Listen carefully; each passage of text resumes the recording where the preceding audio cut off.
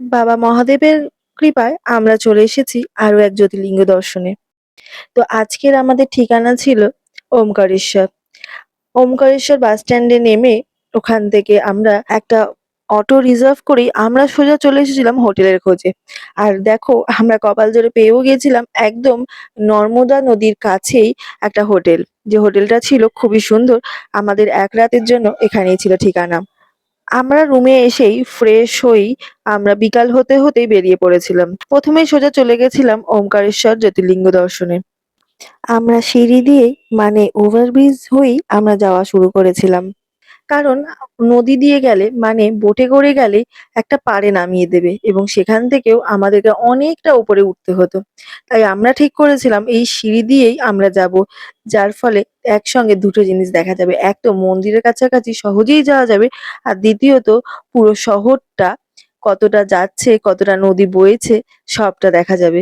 ওপর থেকে দেখতে কিন্তু বেশ মজাদার লাগছিল। আর চারিধারে ছিল এমন সুন্দর করে সাজানো বেশ দোকান। কত রকমের রং-বেরঙের দোকান দেখতে পাচ্ছ? যখন যাচ্ছিলাম মনটা কিন্তু বেশ ভালো লাগছিল। মনে হচ্ছে এটা কিনি তো ওটা কিনি। কিনিনি যদিও কিছুই কিন্তু আমার দেখতে কিন্তু বেশ লাগে।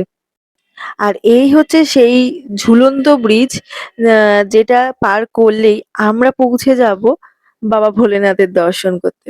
আর এই যে কাকুটিকে দেখছেন মানে এই সন্ন্যাসীকে দেখছেন, ইনি ছিলেন কিন্তু আমাদেরই ওয়েস্ট বেঙ্গলের।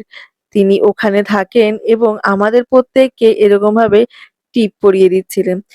তো বাঙালি যেখানে গিয়ে বাঙালিকে দেখতে পায় মন তো এমনিই ভালো হয়ে যায়। তোমাদের মনে আছে কিনা জানি না, আমরা যখন কেদারনাথ গেছিলাম ঠিক সেখানেও আমাদের সাথে দেখা হয়েছিল এরকমই কোনো এক বাবাজির সাথে। যিনি কিন্তু ছিলেন আমাদেরই কলকাতারই। তো সেটা দেখে কিন্তু আমাদের খুব ভালো লেগেছিল এবং তিনি বাংলাতেই কথা বলছিলেন। ওই যে বললাম বাঙালি যেখানে গিয়ে বাঙালিকে দেখতে পায় মন এমনিই ভালো হয়ে যায়। তো আমরা সকলে মিলে একটু টিপ পড়ে নিলাম। আমি পড়িনি কিন্তু এই যে এরা বাকিরা সকলেই পড়ে নিয়েছিল। টিপ পড়া শেষে আমরা রওনা দিলাম এবার ফাইনালি কোথাও না দাঁড়িয়ে যাবো দর্শন করতে।